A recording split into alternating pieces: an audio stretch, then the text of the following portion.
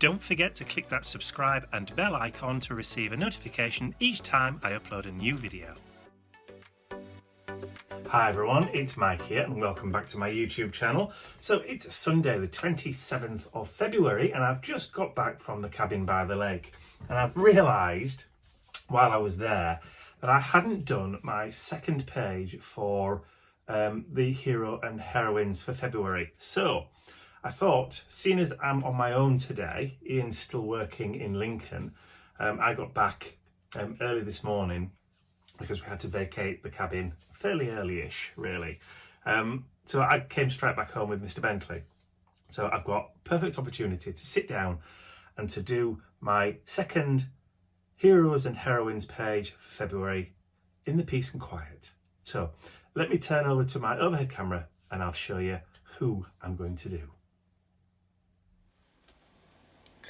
Okay, so as you've probably guessed from the thumbnail picture, my hero for February is Charles Dickens. So Charles Dickens was born on the 7th of February 1812, same as the overture.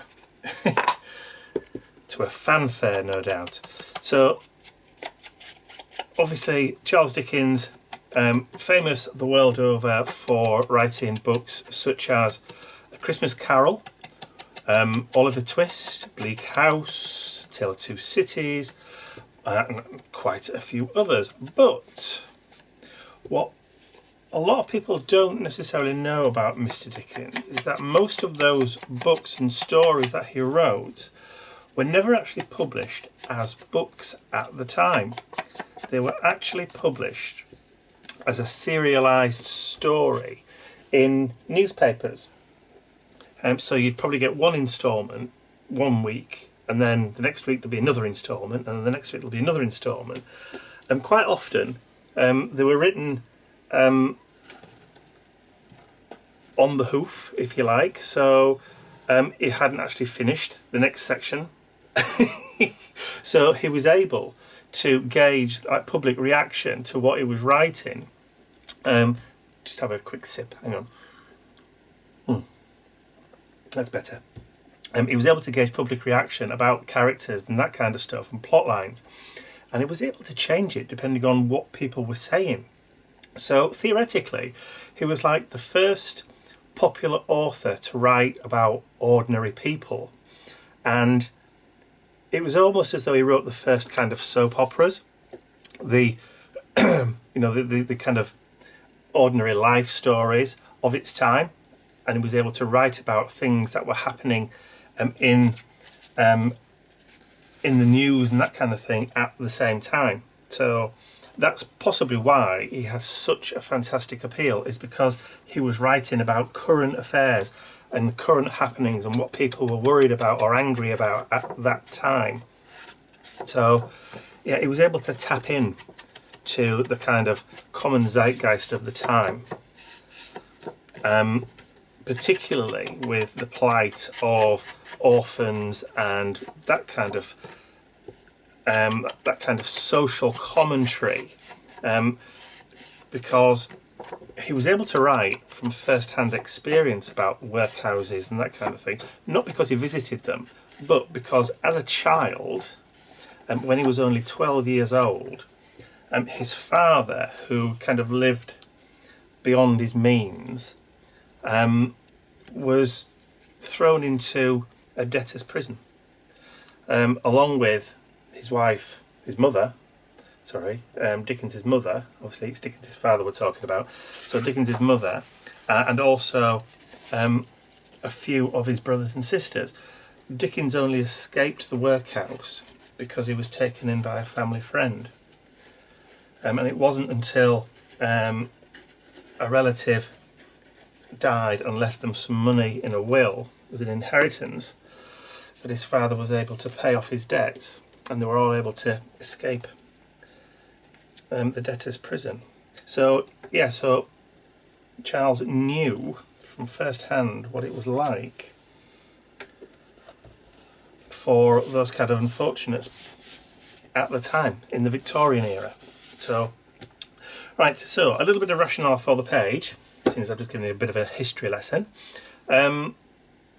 So what I've done is the background paper I've taken as one of those fantastic marble papers from the inside. This could have appeared inside one of Charles Dickens's books on those inside covers, so that's, I think, a rather nice fit-in backdrop for Mr. Dickens. Also, as the next layer, I've got a poster advertising Oliver Twist. So as well as writing the stories and them appearing in the newspapers and the magazines of the time, he also travelled around a lot and read excerpts from those books and stories, particularly A Christmas Carol. In fact, he was probably one of the first kind of international superstars, if you like, because he was also asked to travel across the pond to the US back in the day to perform excerpts from his books as well. So with it being Victorian England, his stories, you know, crossed the Atlantic and were obviously very, very well received over there as well. So yeah, he did travel over quite a few times and performed to packed houses reading excerpts, and apparently he was extremely good at doing different voices and bringing his stories to life. So there you go. So as I was saying, so he knew firsthand about conditions in the workhouses and also child labour, because while his father and mother and some of his brothers and sisters were in the debtors' prison, Charles was forced to kind of go out to work. He had to obviously leave school or his education and ended up working in a boot factory, blacking shoes, so adding black dye to leather for 10 hours a day, earning only 6 shillings, which is not a lot. In today's kind of money, it's only, well, it's a pittance really. Okay, so the next piece that I'm adding is an excerpt from a magazine called Household Words. It's a weekly journal that he wrote for one of the publishers, and it was just literally comments about life and running a house and that kind of thing, and just life in the Victorian era, and these were lapped up. Now the publisher that he worked for in this instance had a daughter, and he ended up marrying the daughter, and they had themselves 10 children. So, but he wasn't exactly the best of husbands, was Mr. Dickens. He did carry on and have affairs.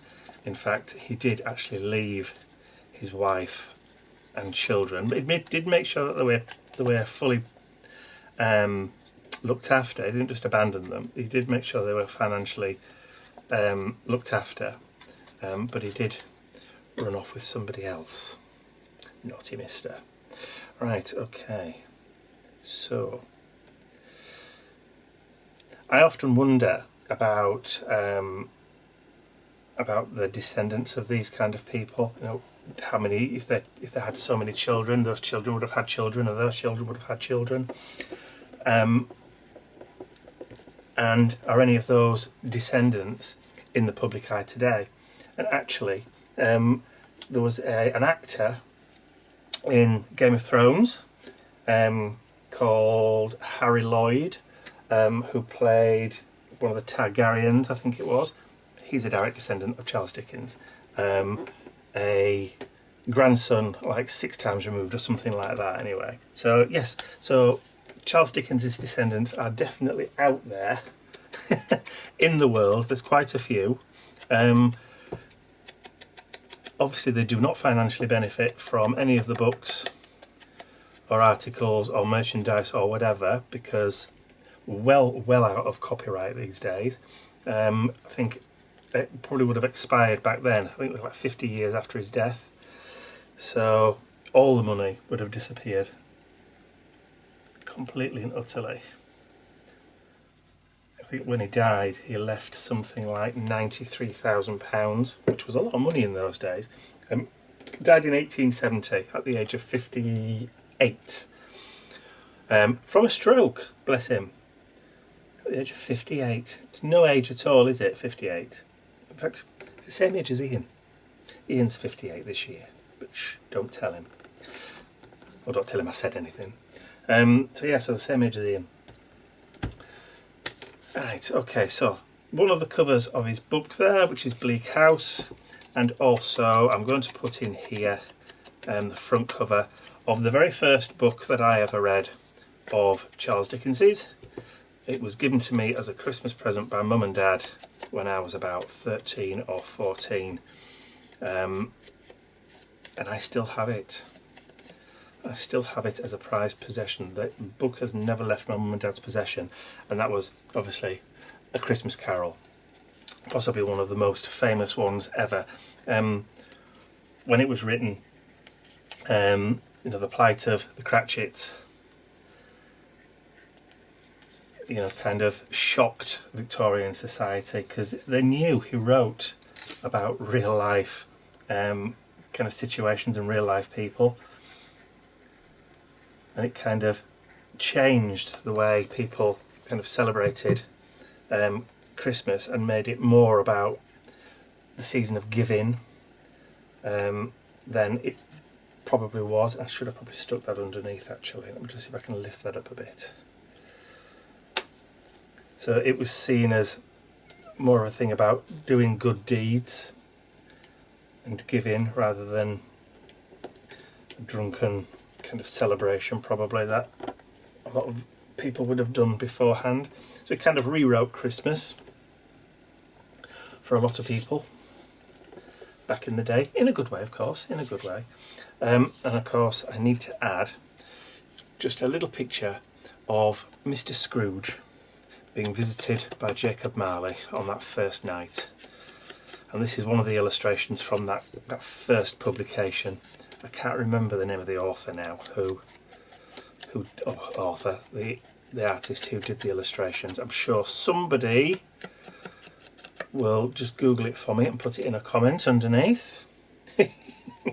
Because that's just the way you guys roll. You like to help out with these things.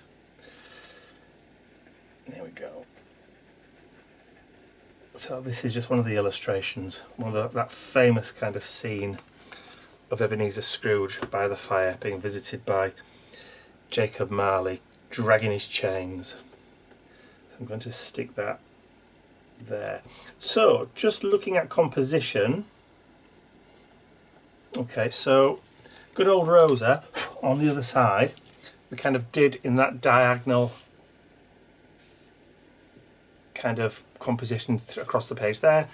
To mirror, I'm doing the similar sort of thing, but this time working, so we've got kind of pyramidical, what's a good word, a pyramidical kind of effect on this side as well for Charles. Incidentally, Charles John Huffman Dickens was his full name, in case you were wondering. So yes, as I was saying, Dickens was the one who kind of stirred the nation's conscience about the plight of the poor when he wrote about orphans like Oliver Twist and wrote about families like the Cratchits in A Christmas Carol. So he did a lot of good highlighting like social issues about the poor and housing conditions and that kind of thing in his day. So good on you, Charles. Not only did you write some fabulous stories that obviously endured to this day, but also used your voice for the good of many people. You didn't just take the money and go and live in an ivory tower. You actually did something good.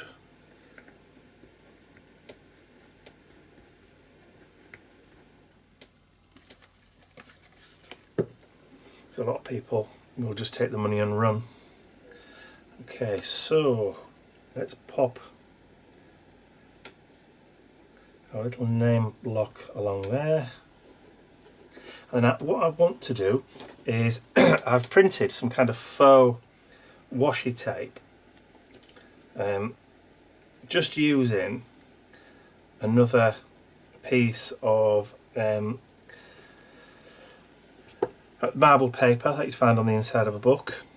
I wanted just to add a little bit of like faux washi tape to these, so I think it would look nice. It's kind of got that vintagey kind of heritage feel with the colours, but because you've got a little bit of red in that book cover and on the name plaque, I just thought I'd add a little bit of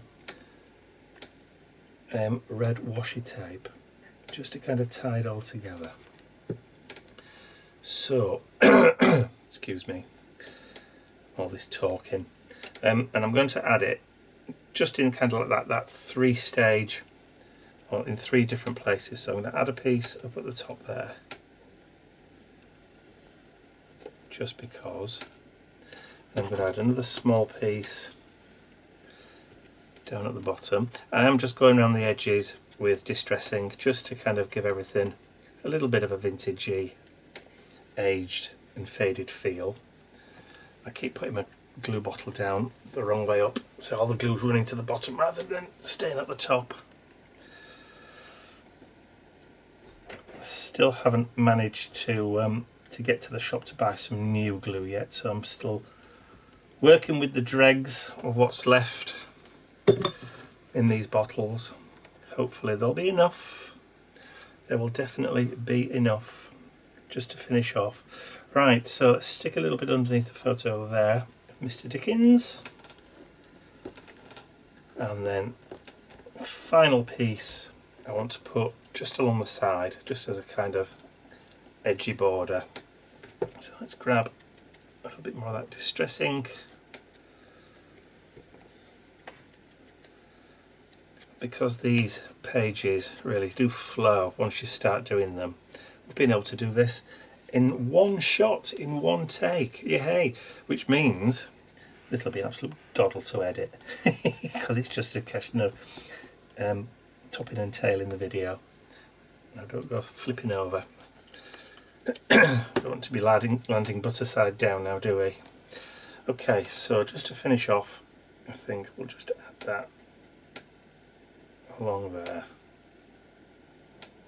Let's just take it over a little bit.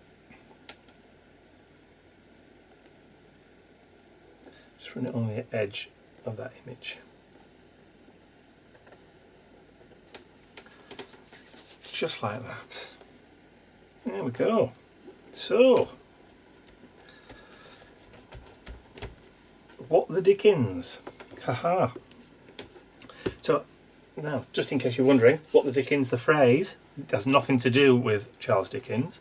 It was actually, it means what the devil. The Dickens was just a little bit of a translation thing. It should have been Devilkins, which basically means, what the devil is going on. So there. If you ever wondered whether it had anything to do with Charles Dickens, no, it didn't. That was around at least a couple of 100 years before Dickens was even born, the phrase. Shakespeare used the phrase, what the Dickens, in one of his plays. I think it was Midsummer Night's Dream. No, I think actually it was Hamlet. Anyway, right, so there is my my hero page for February. Like I said, it is still February for me. It is Sunday the 27th, so I just squeezed in by the skin of my teeth. Even though you'll be watching this next week, which by that time will be March. But before we go, I just want to add a little bit of stamping onto the page. Now, I did mention a while ago, when last time I used one of my big, thick stamping blocks, this one to be precise. I mean, look how thick they are. Just ridiculously thick. These are big, heavy, cumbersome stamp blocks. These always stay here. If I go away anywhere, I want something which is thinner and lightweight to use. And I did mention this a couple of weeks ago about trying to design my own, which I have done. So I've now got these thin, lightweight, ergonomically shaped stamp blocks. So there's 3 in the set, and they're, as I say, ergonomically shaped. Let me just take that book ring off so you can see all 3 of them a bit better. So there's the large one, the small one, and there's a medium one, which is perfect for these little stamps. And great, as you saw, because I've also put a hole in the corner of each one so you can link them together with a book ring, which means that they're really, really easy to transport and keep together. But because these are thin and lightweight, they're easy to throw into a craft bag, a travel bag, rather than those big cumbersome stamp blocks. But because they are thin, they're also very, very flexible. Clear, so you can see your stamps underneath if you're using clear photopolymer ones, but if you're using a red rubber stamp, you know, that's printed on the back, unlike this one, you can see your pattern still as well, so you can still see for positioning. I've just got a stamp from Indigo Blue here. This is just a illegible text stamp, and I just want to add a little bit onto the page, just to kind of give that writing, handwritten kind of feel across the page.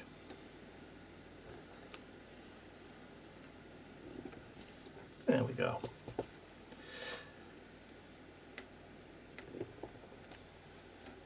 Yeah, that'll do. So when you're done with your skinny minis, that's what I've called these, skinny minis, you can just grab a book ring and just slide them all back together again, he says. There we go.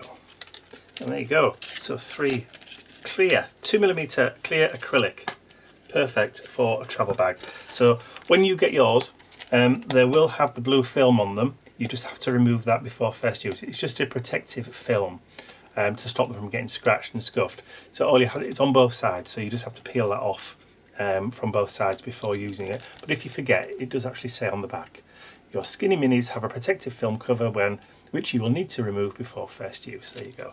And as you would do with normal stamp blocks, all you have to do to wash and clean them is just wash them in a bit of soapy water. Just use what we call washing up liquid, but you Americans call dish soap, and then just pat dry with a cloth. Job's a good one, all done. So skinny minis are available now. So that's it. So that's February's second page. My hero and my heroine now done for February. I hope you've enjoyed watching that. If you have, please remember to give the video a thumbs up, share it with your friends, and if you haven't subscribed to my YouTube channel already, you can do so by clicking the button at the end of the video. That's all from me for now. I'll see you all again very, very soon. Bye for now. I can finish my coffee now.